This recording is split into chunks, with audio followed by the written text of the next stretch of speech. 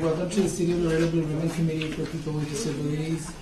Today is Wednesday, June 21st, 2023, so I'd like to welcome all of you as well as our guests, which will make a little bit better than we want. This is the first thing we need to do is review and approve the minutes of April 19th.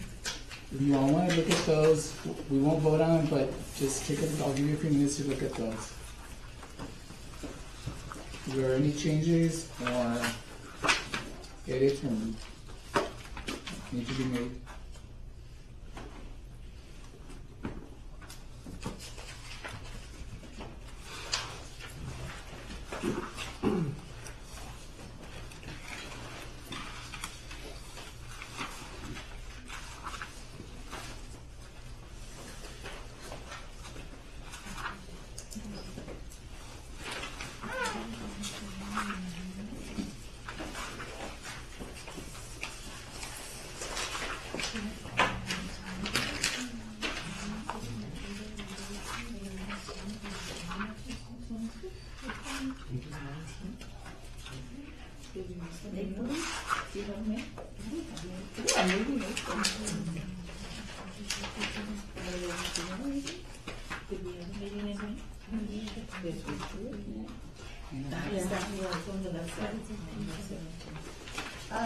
There's probably no meetings for May because you all didn't have a quorum. Oh, okay. That's right. Makes sense. We're like,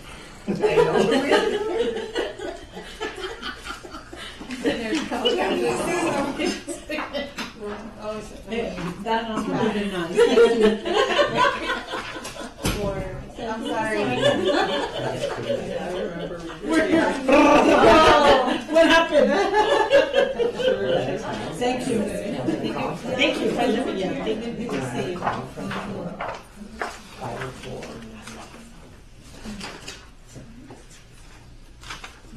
Hi, welcome. May I come in? Yeah, come in. How are you today? Yourself?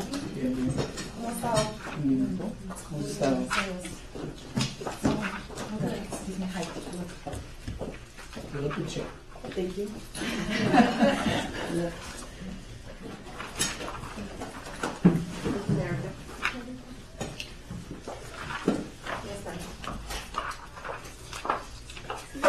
Okay, are there any changes, revisions? No? If not, we'll go ahead and approve once we have a quorum. Thank you. We can move on to public comments. Do we have anybody who signed up for public comments? No? Okay. Next item is a report from Veronica Orduño. Good morning. Good morning. I am the chair for the Autism Coalition. We usually meet Thursdays after we all meet. First we meet and then the Autism Coalition meets the next day. Okay, but what we did have was the unveiling of the Stakeholders Pledge logo. It was held here, and tomorrow they're going to tell us how that is going. So this is a pledge that some businesses, we want businesses in Laredo to take, and it has different levels of commitment, and they would need to view some videos. Correct me if I'm wrong, Christine. Okay, the level of videos or the number of videos that they view is the level of partnership that they have from bronze to gold, I believe. And these businesses will display a logo that will tell families with children with autism or special needs that they are autism friendly or are disability friendly. Okay, so that's what we're working on right now. That's it for my report. So Orduño, I wasn't able to come, but was it well attended? Or? Yes, it was, sir. It was well attended. Yes, the mayor was here. Councilwoman Perez was here, and Miss Councilwoman Melissa Cigarro, I believe, was also here. So yeah, Miss Ruth Finger was here. So we were here. So did you get any participation from the private sector? We will find out tomorrow. Tomorrow we'll be here. Miguel Conchas was here representing Laredo Chamber of Commerce. Thank you.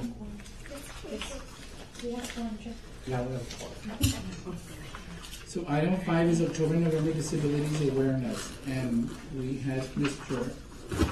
Jaime Garza. Was it you who Yes. called me? Yes, I'm gonna call. Let's make memory here. Okay. I just want to bring up to the board that if we could recognize it through a website or PSA when there are certain disabilities awareness month, since we are the committee for Blue Ribbon with Disability, and I know that October is Dyslexia Awareness Month, Down Syndrome Month, ADHD Awareness Month, and also I found out it was Disability Employment Awareness Month. And I don't know if you do a PSA or just put it on our website, Blue Ribbon Committee Support, Autism Awareness Month, and so forth. Throughout the years that I know that we are active with students with disability. I also wanted to bring up to the board to bring back up the accessibility parking awareness. I think that we started this when we first started, and it was amazing. We did a PSA, but we even got more handicap parking available at Mole Norte. Just people to remember that handicap parking is for handicapped people. I did have a parent that came in from school 504 that the bus was parked in front of the handicap parking, so she couldn't park.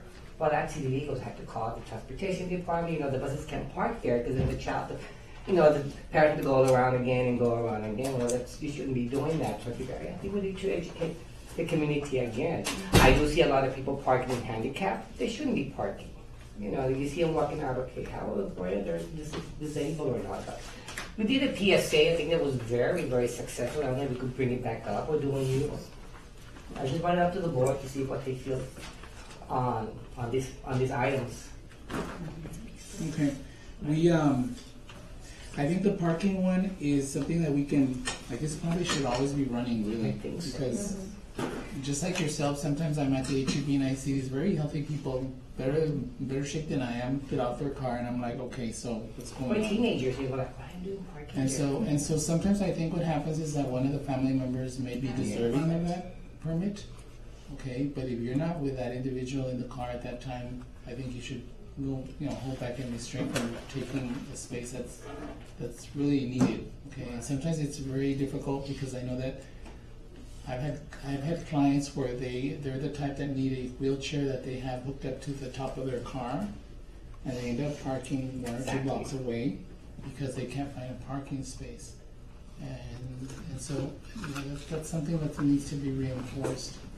And sometimes I think that we need to re-engage the police department as well. Exactly. I know that we no longer have one of the members, but she used to be very, very closely tied to the police department, and she used to hire I don't know whether they hired, but they had honorary like spies. Yes.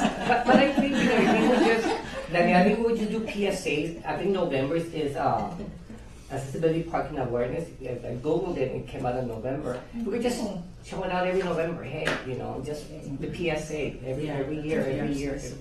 Yeah, the BRC support. Let me ask you about all the other ones, because you said maybe we could do something there. Are you aware if there is anything already produced? Does the school district? Yes, and I'm not talking about proclamation. I'm just saying Blue Ribbon Committee supports Autism Awareness Month, or Blue Ribbon Committee supports ADHD Month. Because the schools, I don't through the school districts, I'm in charge of proclamation, so we do all the proclamations with the city and mayor. But I think just as a support for the community, just the Blue Ribbon Committee. Maybe in our website, more than anything else in our website. If I may add, I know during the month, every month our program shares the awareness with specific flyers catered to being able to announce our program, so it's resources as well. I'd be happy to share with our PIO again the awarenesses that when we put out our flyer, it's directed by the Mayor's Blue Ribbon Committee with efforts and support from our program in case there's any resources the family might need, if that's okay. Yeah. Oh, yeah. And how about your idea about the PSA? We can get support to get that done. Did y'all want to bring back the one that you previously did? Because that link is, you still have it available, it's just redistributing. I recommend yes, I don't know what the rest of it. Yeah, that Yeah, sounds I good. would take Yes. some effort to reproduce another one. Yeah, That one's you already so have cool. it while reading that. No, yeah. Okay, so we will reintroduce then through social media the previous PSA. We have the links on your website. Websites are being updated by our city IT.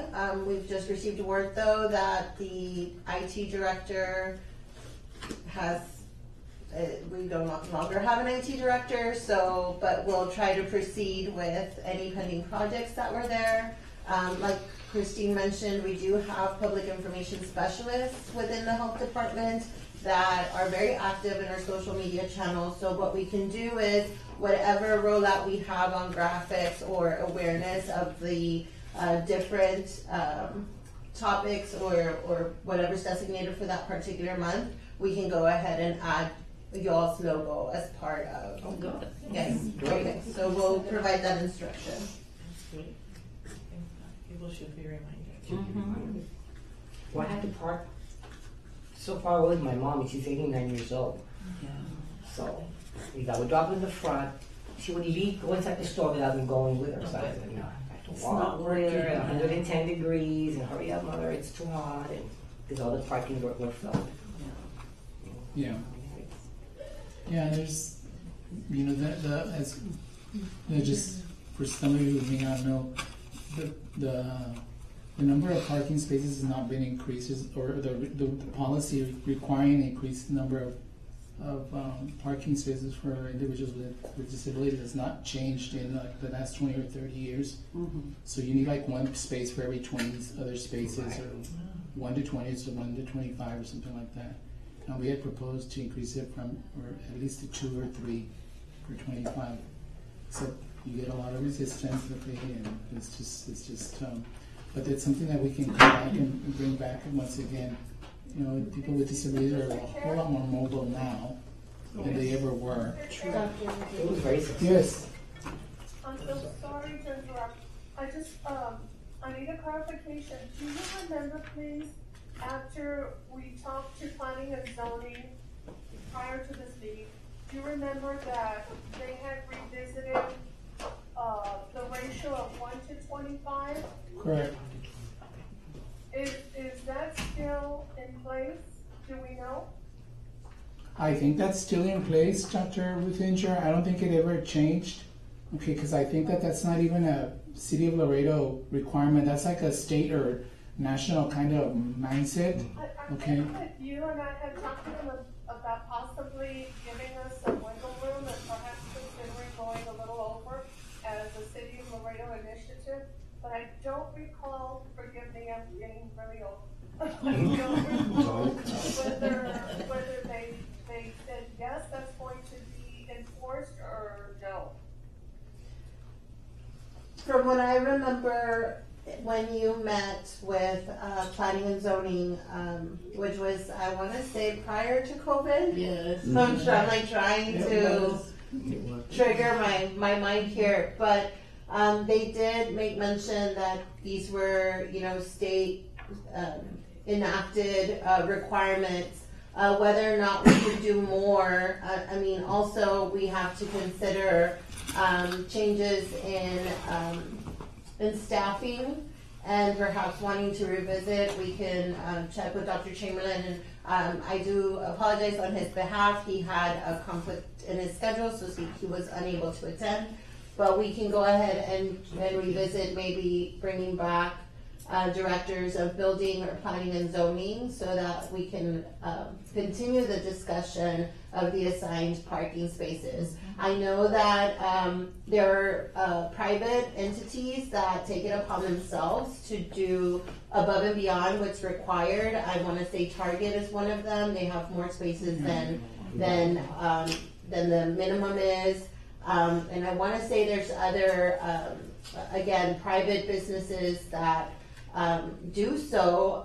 What we can maybe do is incorporate it or further discuss it through our All Kinds of Minds plan. We've just launched the stakeholder pledge, and maybe we cannot mandate a requirement or an updated minimum, but highly encourage what maybe a recommendation would be from the BRC and incorporate it as part of the plan. That's just a suggestion that, the committee can visit, and discuss, but that would be an option. Erica, one of the things that I was remembering about, Mr. Nuno mentioned that the mayor spoke quite eloquently at our pledge meeting.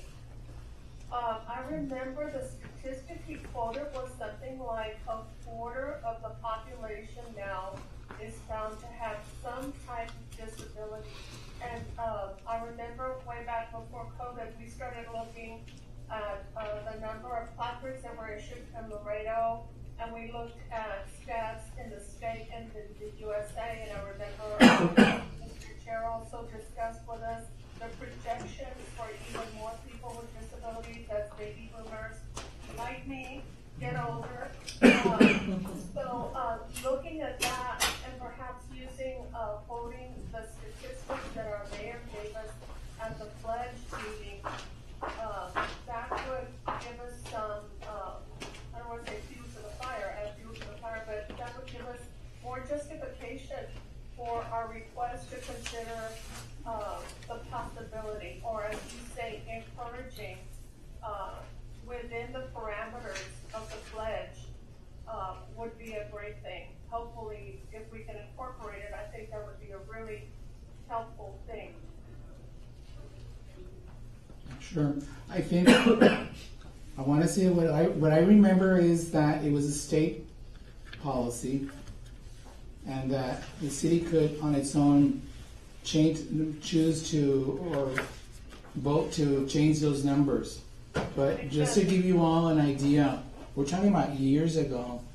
There was over 4,000 placards out, okay, or registered parking permits, and the city issues out like 1,100 or 1,200 more placards or permits every year. So if you do the math, it just doesn't add up. Okay, we're not keeping up. The other part about Laredo is that Laredo, unlike other cities, is Laredo gets an influx of other people from Mexico, and those permits and placards are also valid here. And so you've got the Laredo citizens as well as you've got residents from Mexico fighting or trying to get into those parking permits as well, into those parking spaces. So unlike other cities, Laredo gets an infusion of a great number of other individuals that we need to consider also. But yeah, we can bring it back up, Dr. Ruth, and see what we can do about that.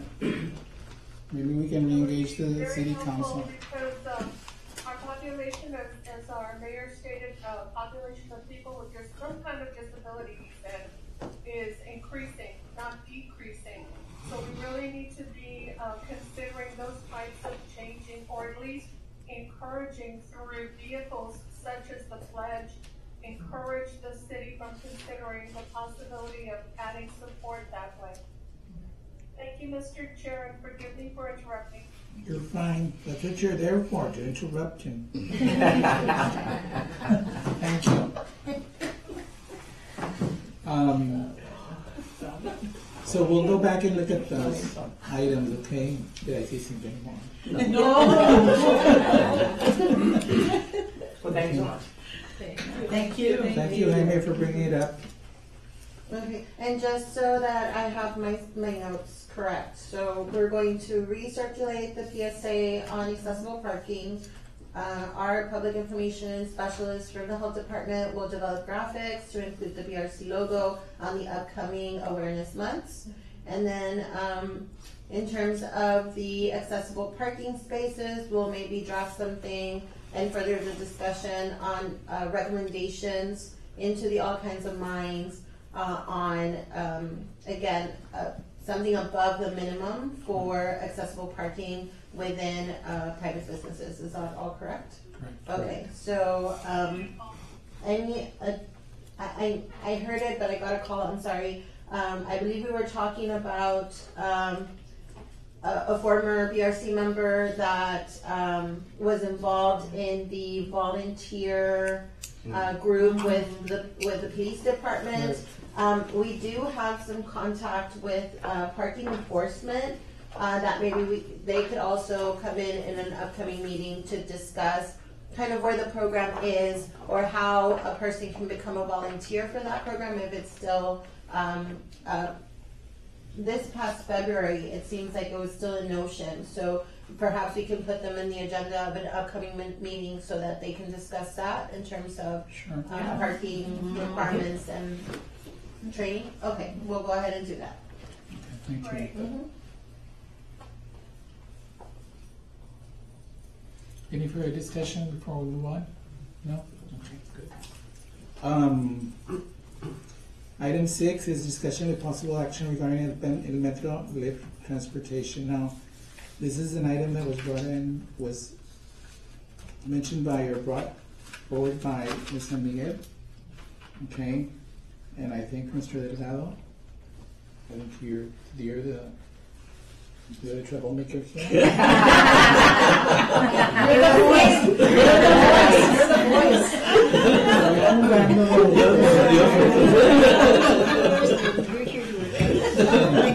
But we do have Mr. Garza here. We do have Mr. Garza here from the Metro Stroke. So whichever one of you wants to Let me initiate. Mr. Gal, we've spoken over the phone previously, and first of all, I want to thank you all for inviting us and placing us on the agenda. That this,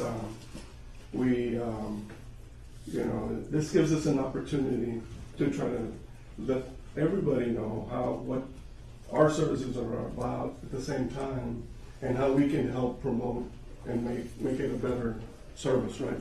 That's what we're about. We're discuss that with Mr. Delgado. We're about providing services. I'm RJ Gatsa. I'm the transit director for the city of Laredo. I'm also vice president of Hendrickson Transportation Group.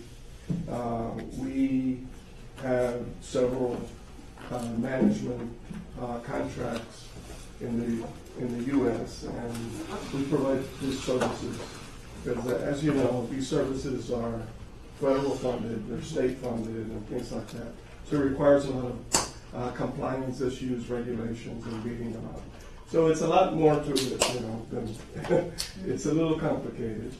But at the same time, I also want to introduce Rosa Soto. She's our assistant general manager of operations and maintenance. She's here to answer all the tough questions. And then I also have Sandy Esparza, who is our operations manager. And they are directly, we're all directly involved in not just the ELIP program, but the services that we have. So let me talk about that. We do have two services right now, currently. We have fixed route services, which is, you see the bus systems throughout the city, and they are all ADA equipped with ramps and accessible. And the drivers have also announced streets for them and things like that if they need to, and help and assist the passengers and clients throughout the city. But we also have a very unique service, which is the LIFT service program. Both services are federal funded, state funded, okay? So they have certain requirements, the feds and everybody, they have certain requirements that we have to follow, certain guidelines, and we have policies in place for this service, right?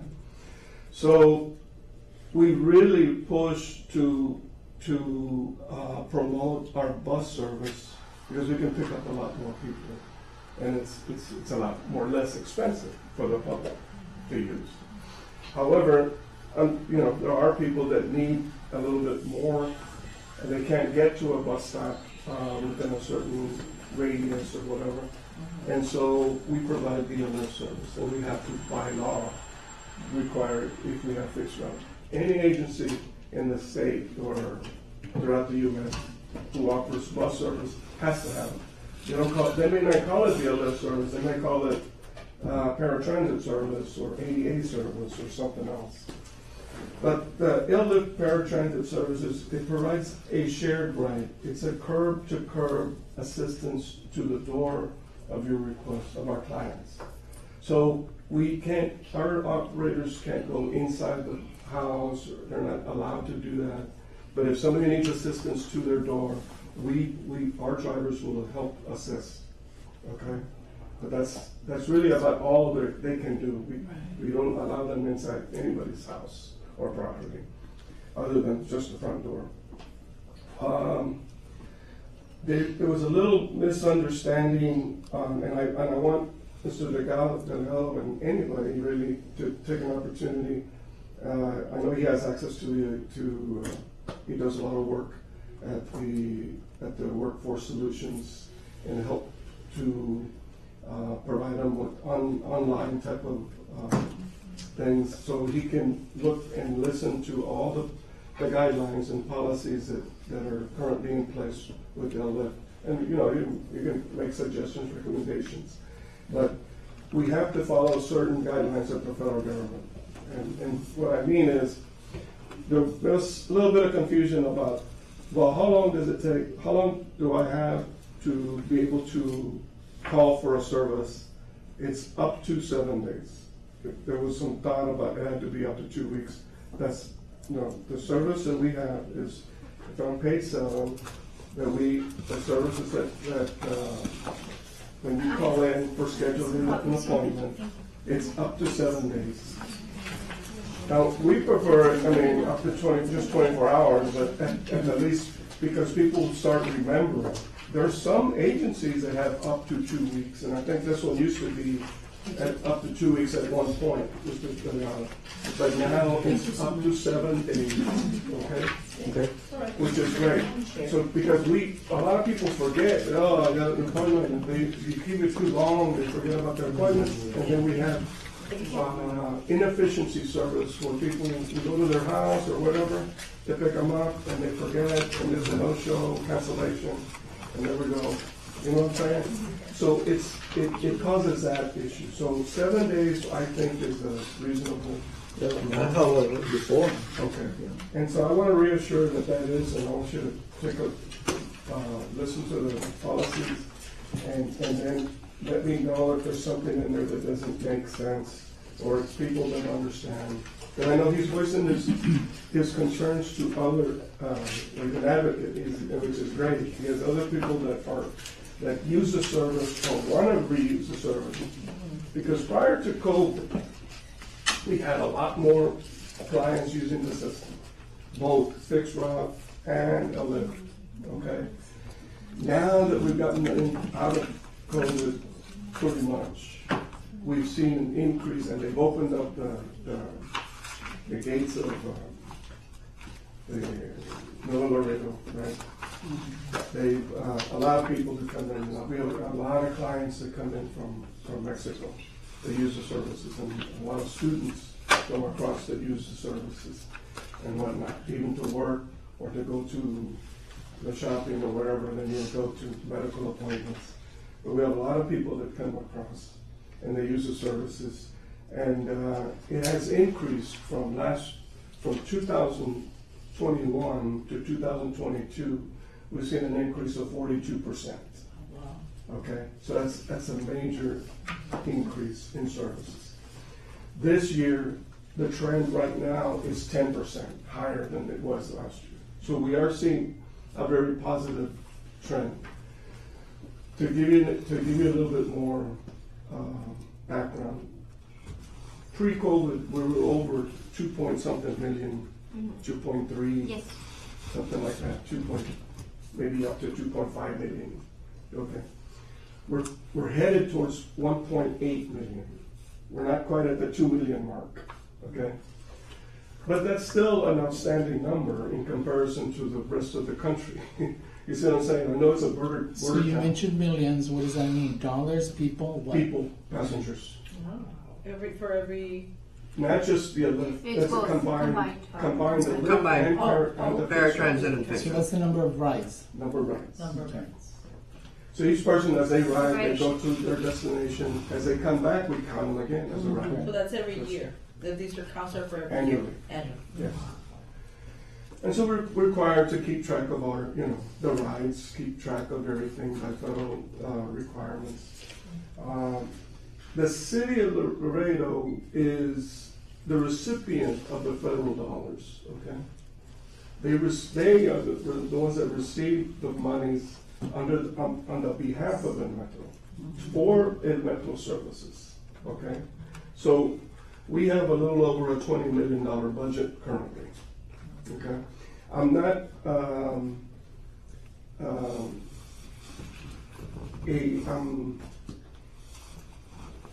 I was with the Metro back in '97. Okay, I worked for the Metro in a different contract for 10 years, so I am familiar with Laredo. Okay, and the people, the drivers, and everything. Now that I'm back, it's even better. You know, it's grown. We have approximately about 180 employees, más o menos, and we have like a $20 million budget. So before, when I left, before we were about 13 million, and now it's 20 million. That's how it's grown. And as to give you some more background on the population, you know, before I left, it was under 200,000 population. It's now currently up at 275,000 population in the city. Which tells me that, yeah, there's more people out there than probably the Metro, the live. When I first arrived, I said, how come our numbers are so down, you know? When I left here, we had over 2,000 clients and things like that. We're down to about 900 and something, you know, we need to get this thing back up.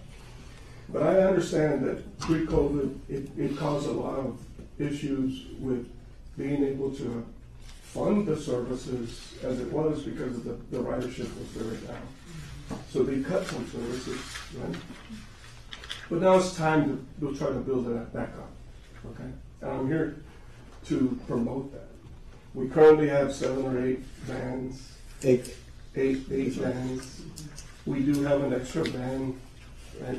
Or two. If needed, we add. If needed, we add service. And they can, if we get the calls, that's what those other vans are for. Mr. Gasa, when you say the 7 days, what were you referring to? I'm sorry, the 7 days you were talking about, what is that for? That's for scheduling.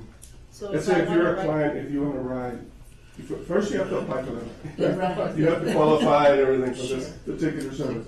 But if you're a client, okay, you have up to 7 days to schedule it.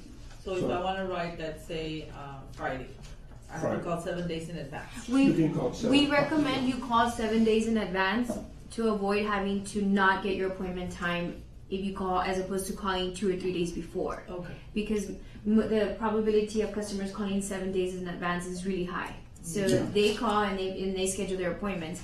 So then if you call 2 days before and you have a doctor's appointment, you will be offered an alternative time. By ADA regulations, we have to offer every customer an alternative time 1 hour before or an hour after. And so most of the time customers are, you know, they can either accept or deny the offer at a time. No. So this is a shared ride. Let me interject something. Let me ask you something. Okay, so your policy says reservations may be made 1 day before or up to 7 days in advance. However, you did say right now that you can call, and if you're overbooked, you reschedule that individual, and you tell them you can't do it. Is that what you're telling us? Reschedule? No.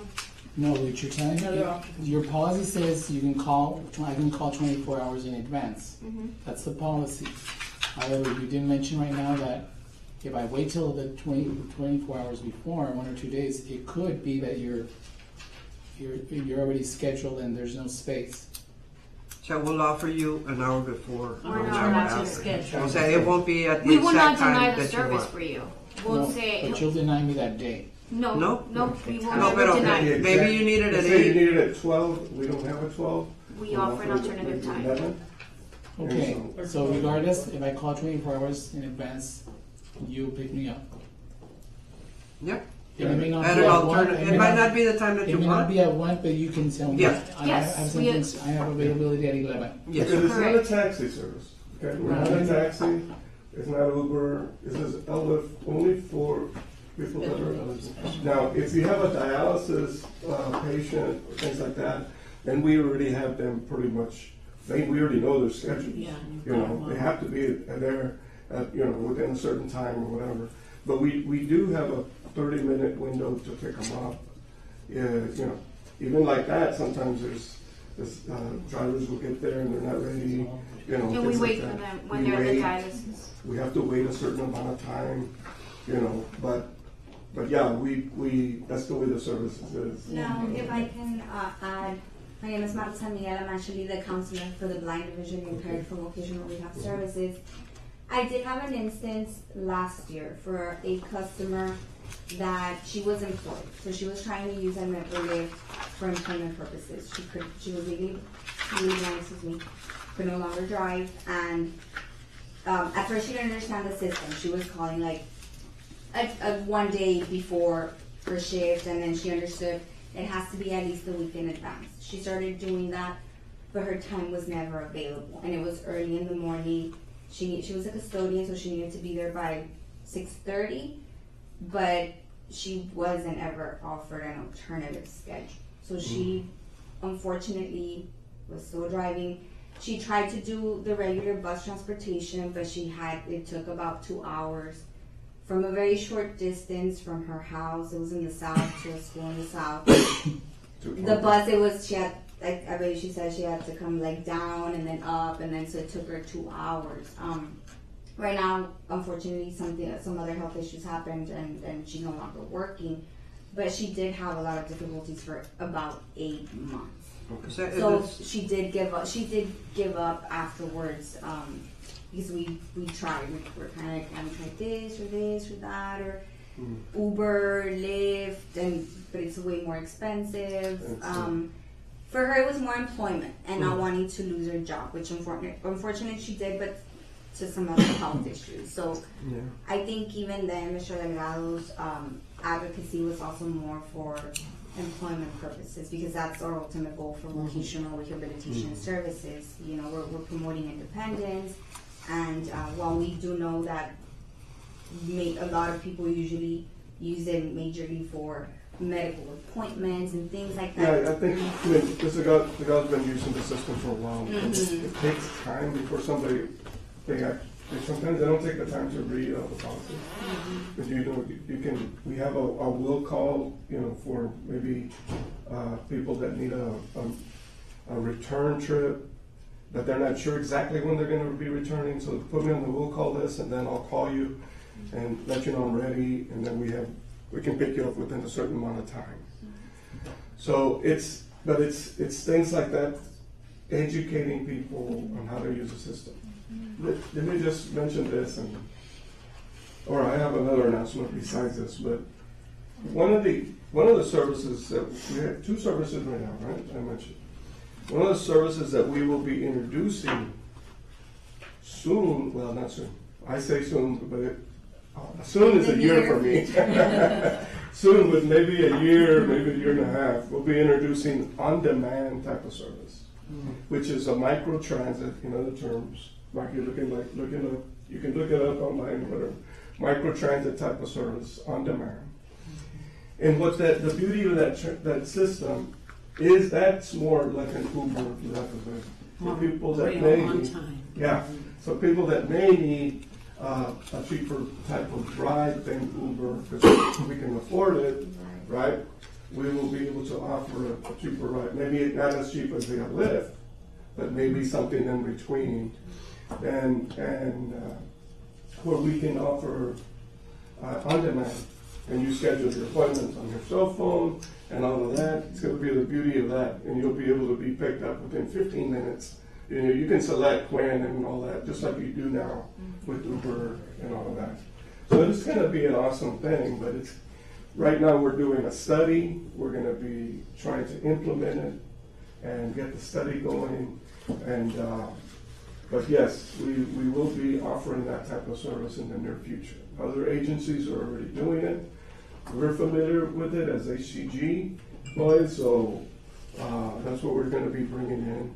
The council is all in support of it and things like that. So that'll help a lot of people. And that'll help with all the congestion issues, not just ADA type of issues, but also congestion in Mines Road and other people. We see a lot of rigs all over the place.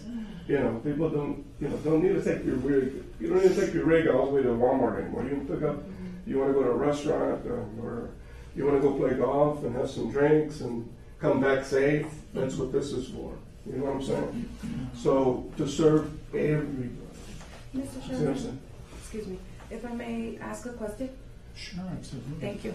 So I have a question. So you said that you had 7 buses and 2 additional in case of needed? 8. I think we have There's 8 vans. 8 vans in Eight service vans. right now. And Where then, prior, before COVID, we used to have 14. oh, I see. Okay, so that's a 15, big difference. 16. So, okay. But thank it's you for not, answering it's not that. really So- the number of buses is not the issue. It's the It's a demand. demand, it's not there The yet. demand has to, because it's a shared ride. It's not like, okay, currently our numbers right now are, I'm gonna tell you, it's 1.6 per hour. We need to be more closer to 2 or exceed 2.0 per hour. So based 2 on, rides per.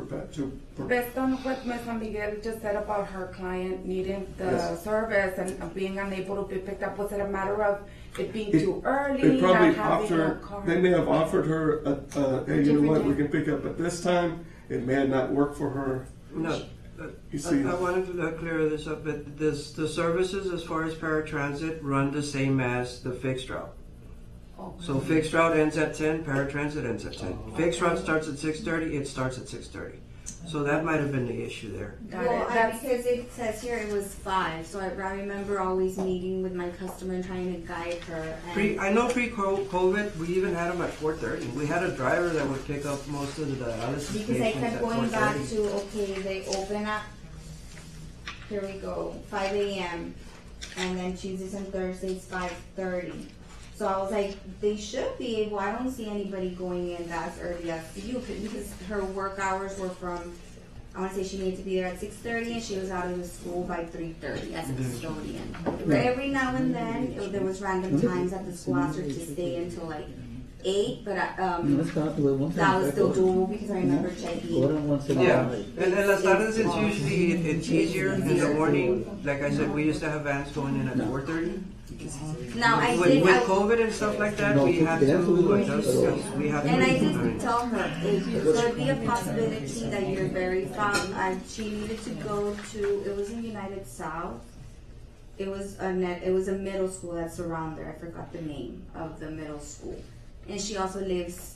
She lives in back of SAC, and I was like maybe the route oh, okay. or something, but she That may explain didn't it. know. But I'm that was glad you the brought that up because a lift service cannot exceed 1/3 mile outside of our service area. Okay, if we have a route that goes all the way Mines Road and it stops at a certain place, a lift can't go beyond 1/3 mile of that radius. You see what I'm saying? But is the customer notified of that? Like, will they automatically, you would automatically Yeah. tell them that you Yeah. can Just when they apply. If they're not Yeah. within the service area, we notify them. Okay. Yes. Yeah, so If it's they, outside of the service area, then we And can't. how I is believe that? she was Yeah. in the service area. In How the is zone. that analyzed, or, I mean, obviously Laredo is rapidly growing, and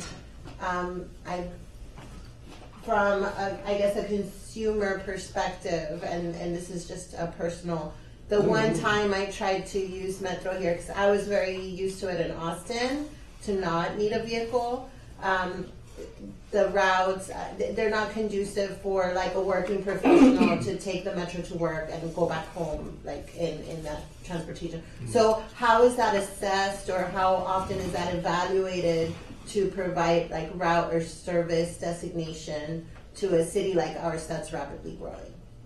That's a good question. We from an HTG perspective, we would recommend every 5 years to take an assessment of the service. What we have on the fixed route side, so you know, we have 23 routes. We have the transit center located downtown, what we call a wheel and spoke type of system. You have a wheel, you got your spokes, right? That's the middle part of the wheel is the transit center. That's where everything starts, and then all our buses go out. All the buses go out to all the routes and everything. As the city is growing, we are already going to be making recommendations for a north side hub and a south side hub.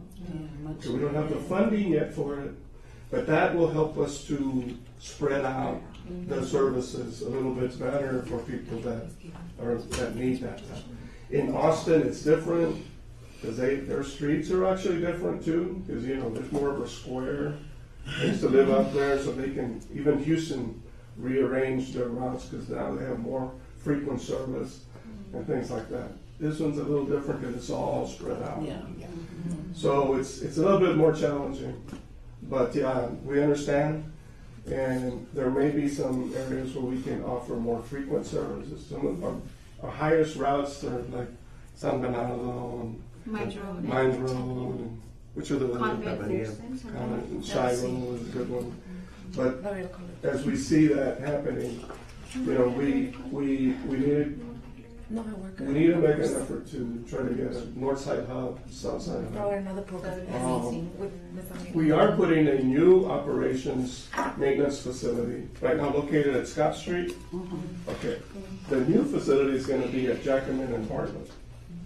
We currently have like about $11 million, which is not enough, and we applied for a $20 million grant with a $5 million match, which is $25 million plus the 11 will give us a lot more money to help us the service the operations facility where we're at, it's already over 40 years old, and we've already exceeded the capacity.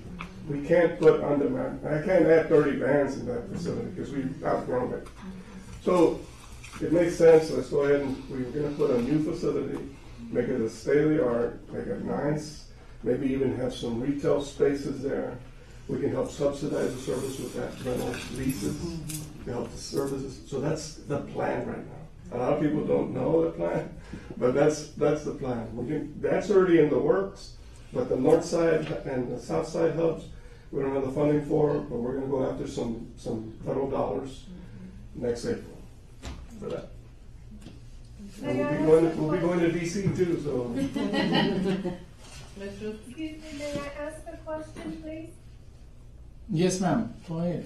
But no, we Mr. Delgado, if you can, encourage those people to call. Yes, please. If they have a problem, want you then to call Sandy directly, and she will investigate, make sure, hey, what's going on, what's the reason.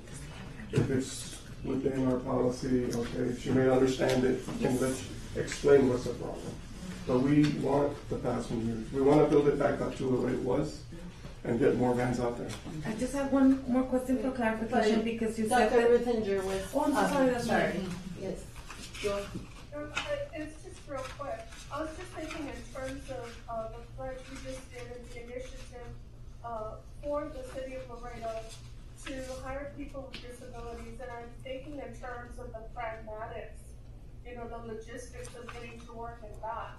I know that in the future we're looking at on demand, which would be much more conducive to people with disabilities to get to work and back. But within the parameters of right now,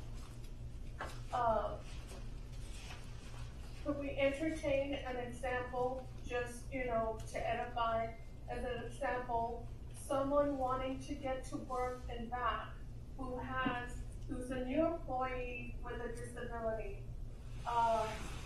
What are the pragmatics, or how would that work within the system we have for paratransit right now? You guys want to tackle that question? I didn't. Can you repeat that, please? Well, she wants to give us you want us to provide you an example, like if somebody wants to needs to go to work, how do we go about scheduling their trip and things like that? Is it possible? Because I'm thinking just in terms of, right now we're trying to open the doors for employability for people with disabilities. And I'm just thinking in terms of, suppose I can't get to work. Suppose I have to call 2 weeks in advance, but I'm going to be using it every day to get to work 2 weeks in advance. Is there a vehicle to be able to do that, or do we, as a city, not have enough transportation, paratransportation, to support people with disabilities going to work? We, according to ADA regulations, we cannot discriminate a person trying to make an appointment as part of whatever trip purpose it may be. So we treat every individual the same, whether they're going to a medical appointment, whether they're going to an employment, whether they're going to the dialysis, whether they're going to visit a family member. Trip purpose, we do not discriminate against trip purpose. So everyone is treated the same. I guess the question is, would it work for a customer that is going to work that requires lift services? I mean, do you have a population that you serve that you pick up and take to work every day? We have several passengers, but they schedule appointments just like any other person. They call 7 days It's public transportation. So they call every day? They'll call every day. And not every day, but I don't know how they make their appointments, and then Each person might be a little different. yeah. So what would be the requirement? They then call in and make an terms- appointment just like everyone else. Right, but the question is, if it's 7 days out, do I call every day, or 7 days out I can call and No, once you make your explain appointment, it's set. that, right? Like if it's an 8 to 5 job, they would be able to reserve for the rest of the time. I believe that's the question, right? I believe what they're mentioning also is because we work with our program hand in hand. Preamble, FYI, this group, the Blue Ribbon Committee, we're very well versed in ADA and 504 because most of us have worked all our lives within the parameters of federal and state guidelines. So the question is more pragmatic. If I have a disability and I need to use paratransit every day, is there a procedure or a vehicle whereby I can arrange to use paratransit to get to work and back to my home through what we have right now? I mean, I know in the future it's going to be real quick. Like a regular schedule.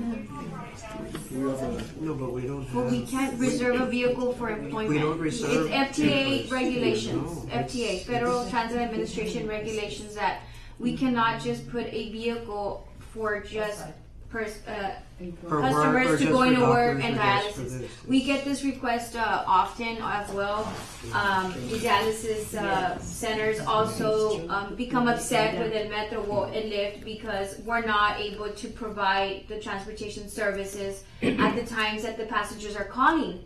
But like Ms. Soto mentioned, we try our best to service every individual that calls, but it is public transportation. We cannot provide just one vehicle for dialysis, one for employment. So unfortunately, we're not at the capacity to do that right now.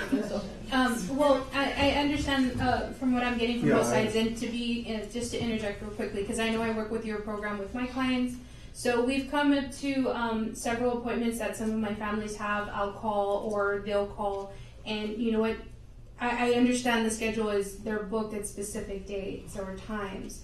So sometimes when families do call for a specific time and they call me back and say it's not available, well, what they provided you 2 other options. Yes, call your doctor's appointment, see if you can reschedule or change your time just so that it's convenient, because the recommendation of calling 7 days ahead of time is to make sure that availability is there.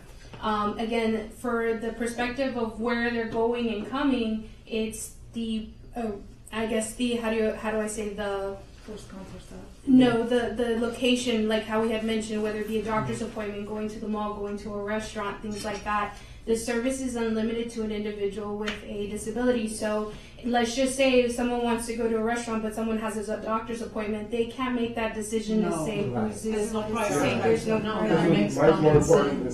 Yes. Oh, yeah. I should say important because I know with Medicare there is a system like Yes. that, because you can call for transportation based on medical needs. So you can like call in advance and like book a you can kind of like contract a driver. It's like taking you to your appointment on like a daily base or like on a need base type of thing. But I think because it's under Medicare, so it's like given to Medicare. But since this one's like a public transportation, it can like be deliberated to just a medical usage, or it can be deliberated to like going shopping and groceries. Yes, and I do commend them because I'm hearing 7 days, and Medicaid really takes 3 to 4 weeks in advance, and then it's really trying to get the driver and and making sure everything's going to be complete. Exactly. And some of the families, and I do run into it again, going into that Medicaid benefit, it's completely free. And some majority of these appointments that are set are 2 months, 3 months, 6 months in advance. So they have all that time. But day comes the day before the appointment, they're kind of, what do we do for transportation? So they're left with calling a Lyft, calling these type of services and hopefully having something available. So Medicaid does have those benefits, but they have I'm not sure if it's a policy or if it's a regulation, but we do recommend they call 3 to 4 weeks in advance to be able to schedule their transportation. Well, I know like Medicaid, they do sometimes reimburse you when you do call Uber or when you do call Lyft, they reimburse you and give you that full amount back. So when you do call, like, you need like an appointment tomorrow, like, so it's something urgent, they do reimburse you. So I understand, again, I was hearing both sides, but I've run into that with several of my clients. I know they can't, other than the discrimination of where the individual's going to be going. So that's what's really hard. And again, they go by a schedule where, let's just say they have only 5 slots for 9 a.m. And it's just an example, I'm not sure. If those five slots are full, then they're still going to give options of what's available, but it might not be to the Yeah, because the driver may be having to drop off somebody at a certain time, says, can you pick this other person up? And I understand your challenges because we provide transportation, we're actually the only ones, so we're glad that our clients were able to. But, and of course, the city of Laredo is just amazing. We have the 5310 where we have a van that we got allocated the grant, actually 2, and it's been so helpful. But I can understand even the traffic, the distances, having to go to Mines Road. We go 20 miles from where we're at because of Rio Bravo, the rural places. And then they want different, you want to accommodate, but it's hard sometimes with all our patients. We're seeing like 115 patients right now. It's crazy, and they all sometimes take transportation, so it's challenging. Mr. Garza, I was going to ask you, on page 19, sir, where you have the rules of conduct, okay, I'm coming to you from a perspective of a person who knows children with autism, adults with autism, okay, and they do have their outbursts. They have their outbursts. Do they have somebody that's well, there's always somebody, most of the time. Yeah. But it says no physical abuse of another rider or the operator. And then further on, it says something about right to refuse. Okay, physical abuse or physical injury to another rider. Sometimes this happens. They have a meltdown, and it's going to happen. Whether mom or dad are there or not, it's going to happen. And it's part of their disability. And then another thing that you have here, sir, it says no radios. Most of our kids, the little ones, will have their iPads with them, and they will be making noise. Okay, so are you going to refuse the services for our kids because they need that iPad to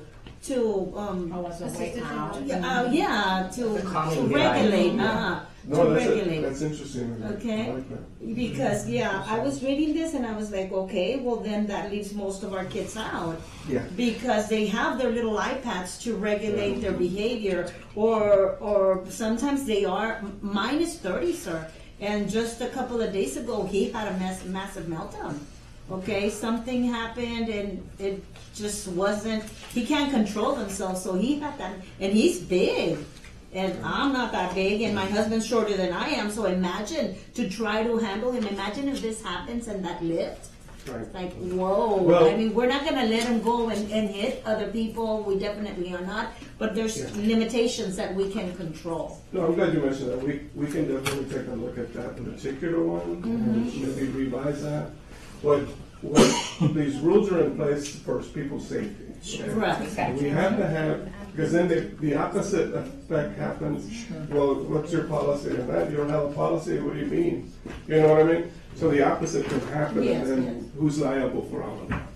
So it's a liability issue. But as far as the radios and cassette players and things like, I agree with you totally. I think we need to revisit that and see what we can do for that situation. I We think want to make it a friendly ride or it something. could just be their phone. But I'm not.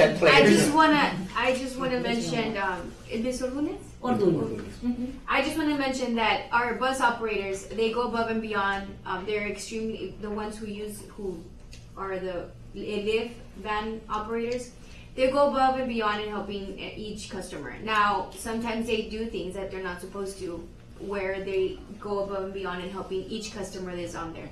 So it's one of those things, do you look the other way or do you not, right? So, but they do help each customer, but they do go, there's a personal care attendant that rides along with each passenger.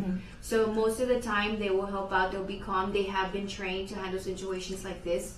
We're not going to be, the bus operators will not remove a radio from them or anything like that. Some vehicles do have radios. We're not supposed to have the radio on, but our bus operators know each of the customers, and Ms. Soto has been a bus operator as well, and she has shared many stories where she would turn on the radio while she picked up, certain customers, and that would calm them down in the van. And so that's what makes this service so special, and that's why we do take this very serious. When we hear concern about our services, it almost feels like it's hurting.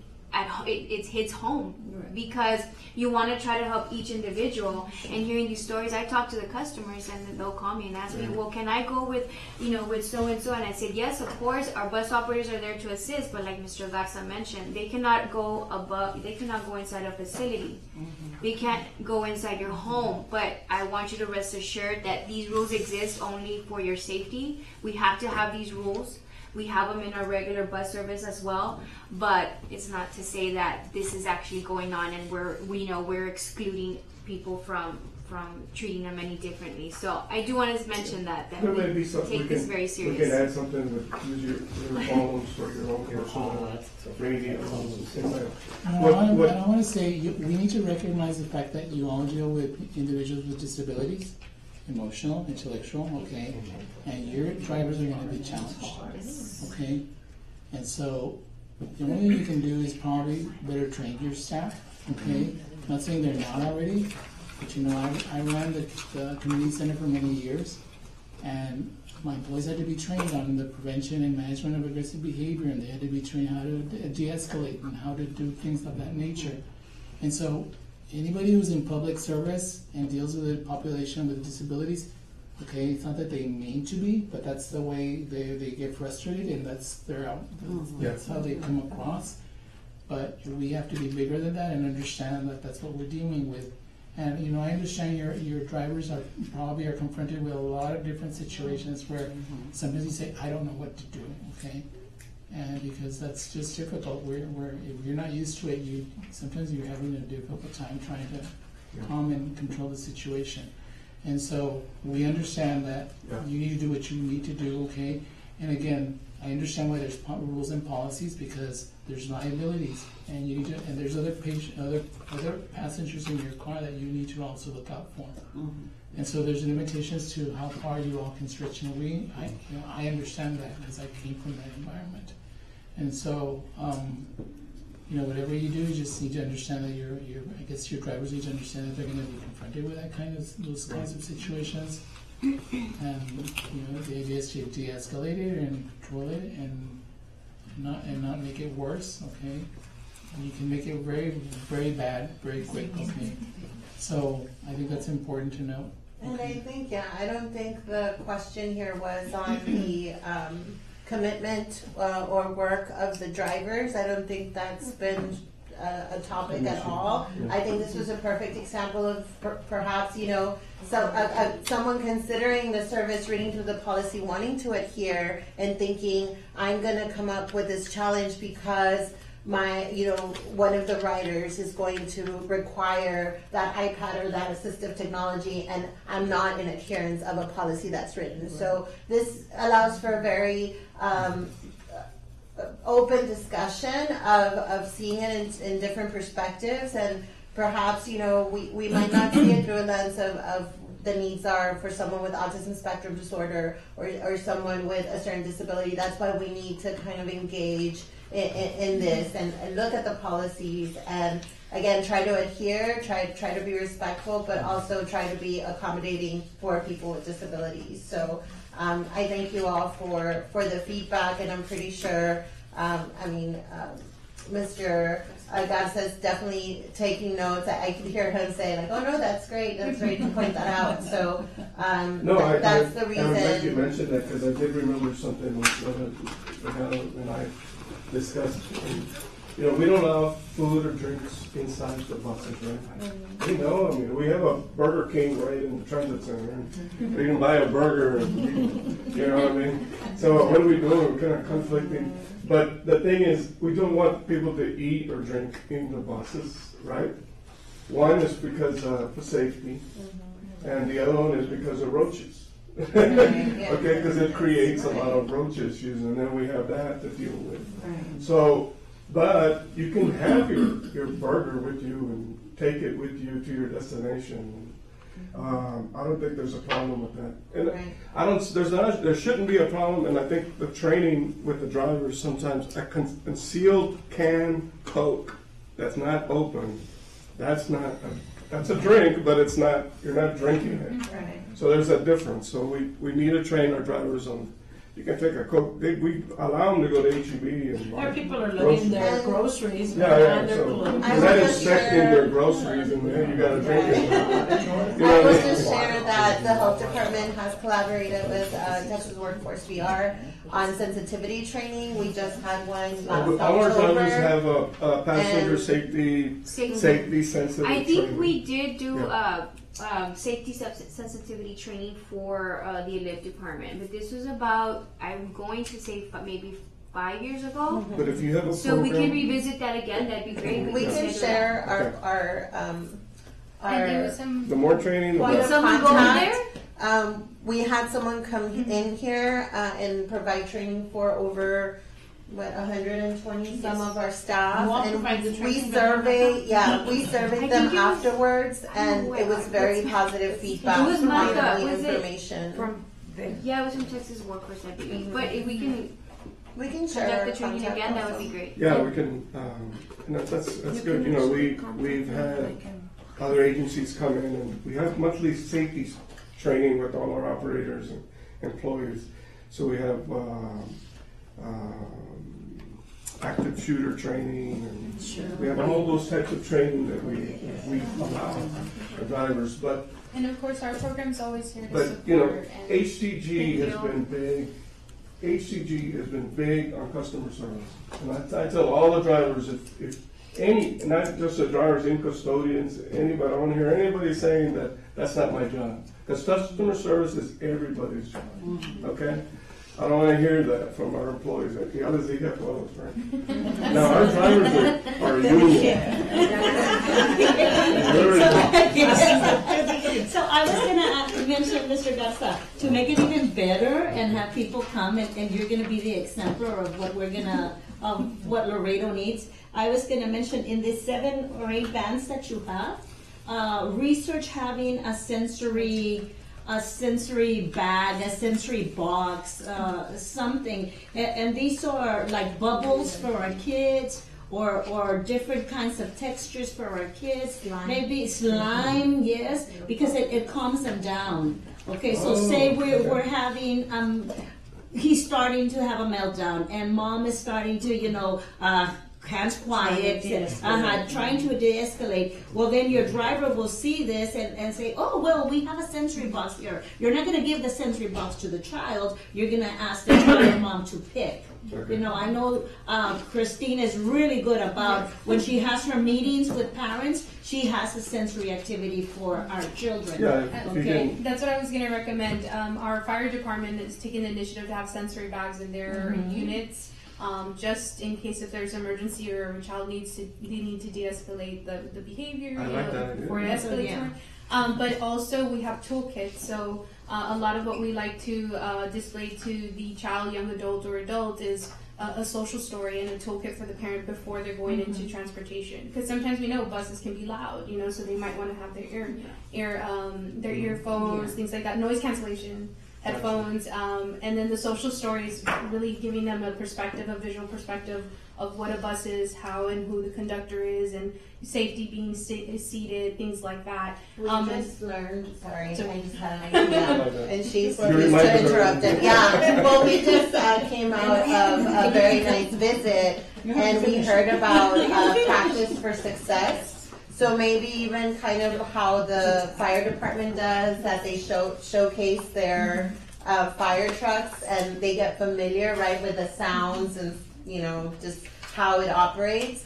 Perhaps in Metro could also have something like that, where if you have a child with disabilities or sensory concerns, they could, or just that anxiety of like, what does it mean? Like, what is inside the bus? How does it To feel? schedule a tour, Rather, like guided maybe tour. like showcasing the bus would But be. and now this brings us to how they learn, and I would love, they're very visual, so I brought it up to Dr. Chamberlain. We have the sensory part, we have an ADA part, but we need a communication board now, and this communication board is going to say like swing. So if I'm nonverbal, I'm gonna go point to swing. I want to swing now, or I want the slide. Maybe having something like that in the Metro service, because we all know we have to wait in line. We have to wait for the other person to get on the bus. I think you deposit the money. I haven't been on a Yes. Metro in Yes. forever. You deposit the money, you look for a seat, you go and you sit. We'll have these steps, but visually. Okay, so look for your bus. And it's a stick figure, Monito, that's going to be looking for the bus. Who would be Get able to in help? line. Okay? Okay, Yeah. awesome. Something like She's writing it that. up So now. you already She's have writing it. it down. And maybe it's going to help everybody She is else. gonna Maybe make we, you the a lot of elderly, Awesome. yeah. So it's big. It's not like I want to go on the bus, but look for your specific bus. Get in line. Wait for people to get in. Deposit the money. Stay seated. Look for a seat. Sit down. Stay seated. Yes, yes. It has to be very. Something. It can just be on the wall, sir, but it has to be made. Yeah. And you know what, Ms. Plaza, you can do So this. we Okay, so I have have a- commitment between Christine's program, and she has resources and all of the things that were discussed, that they'll continue the conversation, and perhaps in about a month or two we'll provide, or through Christine, we can provide an update of the work that's been in Yeah, we can always progress. come back and give you an update and see how we're progressing. You're always welcome, by Some the of the way. things. Thank you. So we'd like to continue the party, but Yeah. we're by half an hour, so Your next item is announcements, right?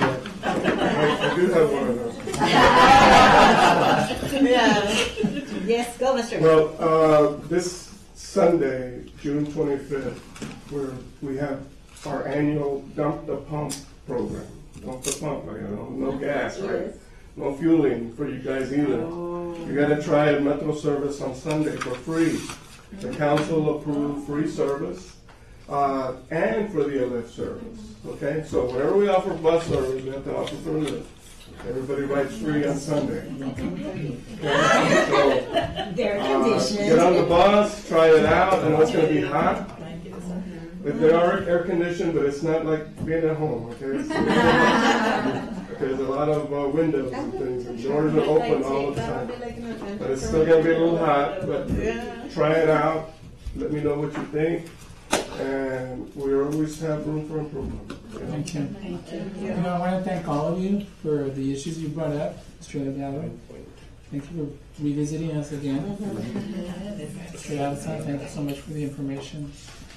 No, you're Ms. Soto, and I didn't get your last name, Sandy. Esparza. Esparza. Okay, thank you so much. I also just wanted to make a quick announcement. We have Philip here. He's our new fellow with the health department. You guys had the pleasure of meeting Ryan through that program. Ryan has finished the fellowship, and we were fortunate enough to have another cycle. So you'll see Philip around helping us with accreditation. Community needs. Yes, I don't know. so- I gave the assignment. So right now we're actually working on the health improvement plan for the accreditation, and one of the priority is basically just like the advancement of the visibility of people with disability, especially autism, that is mostly seen as invisible. So we're trying to just highlight them in the city of Laredo, and hopefully we can get accreditation and be seen as a public health city. Yay! See, I gave you assignments. Welcome. To the lovely one in Laredo. I don't know about that. So if there are no other announcements, Well, I'd like to. we got a bunch to report, but we'll just tell you guys later. A lot of great things. We're actually late to our autism surveillance training with CDC. We were actually supposed to be in Atlanta, but we had flight issues, so they accommodated us virtually so we can get going on that training. We will have staff on board. Hopefully by next meeting, you'll get to meet the team for autism surveillance.